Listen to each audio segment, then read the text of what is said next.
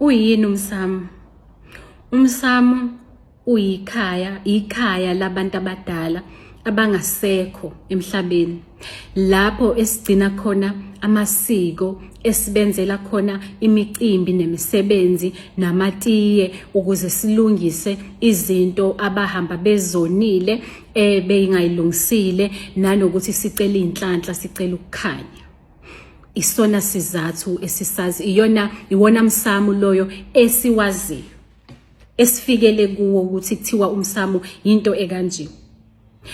NgokukaMoya Oyingcwele, uMoya Oyingcwele uthi ke, uBaba uthi umsamo ikhaya lemimoya yezilwane zasehlane noma yemimoya yobumnyama ephila la emhlabeni ngokukaMoya, elandiwe eindaweni zawo la ehlala khona noma ikhona, njengoba ikuyima roaming spirits namanje ikhona imoya la ohleli khona iyavunguza, ilalela ilindele ukuthi wena uthi ushunqisa impepho ebese ikuvezela ukuthi kukhona ubani oshodayo, kukhona ubani.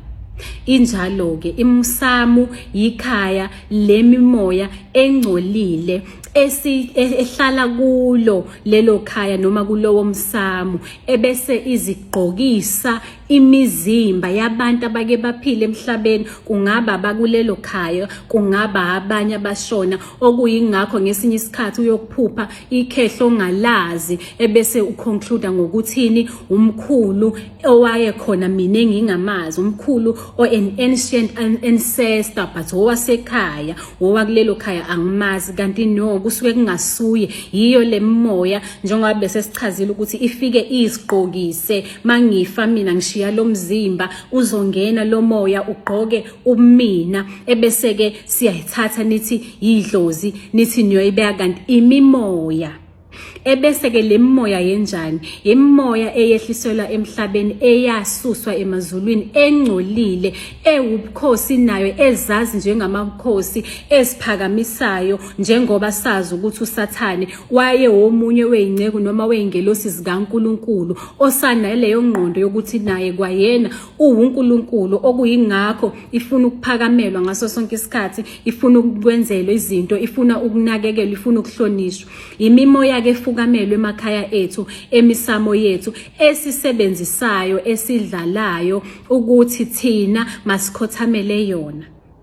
Ebukhoneni kwayo ke lona lemisamo le ngithe ngizochaza wona umsamo, but ebukhoneni bayo lemisamo ila uthola khona ukuthi kuleli khaya sekunezindlela zokwenza, sekunamasiko akhona okuthiwa iwona aqhutshwayo ukuthi umuntu mayeshonile kwenziwa kanje, ebese kuyathathwa umzimba noma umphefumulo uyobekwa ke khona lapha ya endlini yabantu ebesithi yini, indlu yabantu abadala, okungasiyona indlu yabantu abadala. Abekho abantu abadala lapho, abantu abadala bangasekho, bale kuNkulunkulu, bakusesokunene sikaBaba, lapho phahla khona nokhuleka khona imimoya kaSathane ekusebenzisayo, operator with ifike.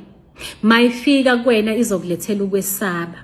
Yingakho ifana nesibopho nejele elikwenza ukuthi wena ungaphili ngokukhululeka, ungaphili ngentokozo, ungaphili ngenjabulo, uhlala unovalo nokwesaba. Umoya omnyama, umoya ongcolile, umoya wophikisayo ke operator ngayo leyo ndlela leyo. Iyahluka imimoya. Ukufika isikhathi la kuthiwa khona umsamo uphenduliwe. Kusuke kukhulunywa ngani makuthiwa umsamo uphenduliwe, idlozi liphenduliwe? Kusuke sekuwabantu abawohleva, abanganelisekile ngendlela yempilo nangezinto ezihamba ngakhona, abangafuni ukusebenza, abangafuni ukuphakama, abangafuni ukusebenza to work ukuze bathole izinto, ukubelieve ukuthi kunemimoya ekufanele isebenzele.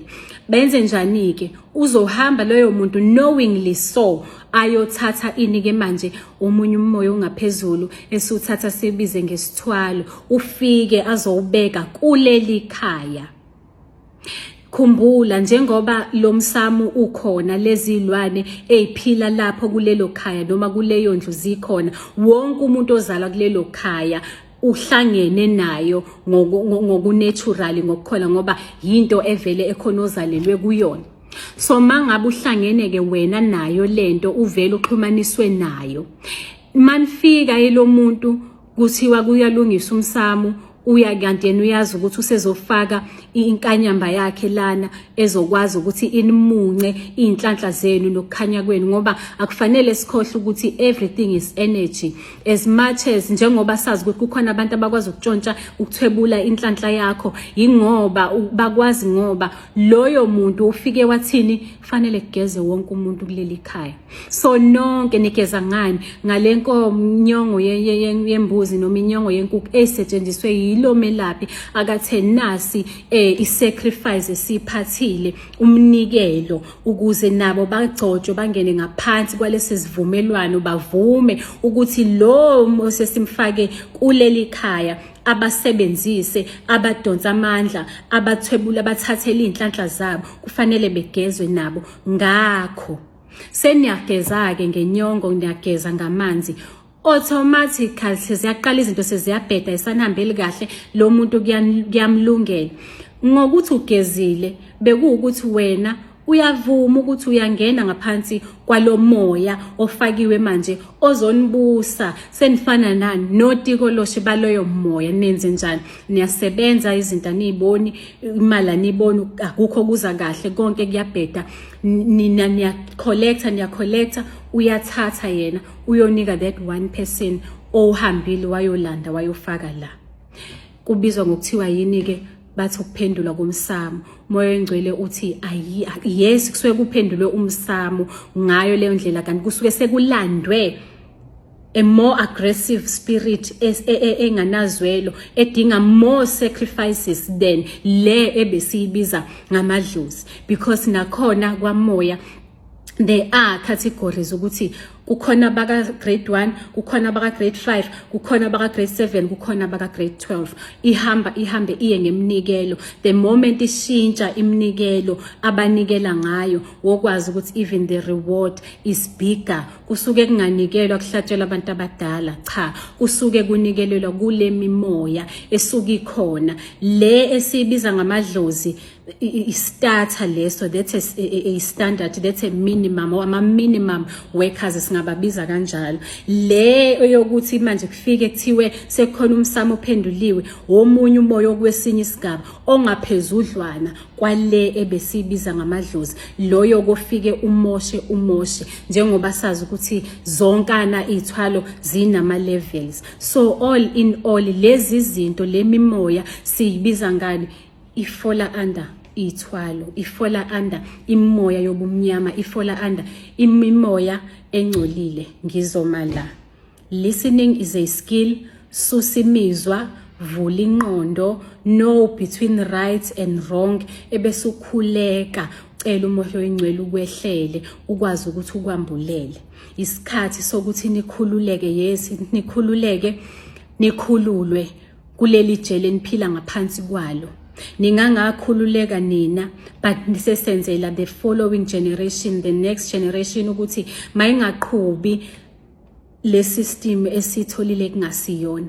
Nantu ulwazi olusha, nantu ulwazi oluyilo akungatholusha, ngoba kukhona abanye who are aware but are afraid ukuthi basho, noma ingelosi yake behlela yabambulela.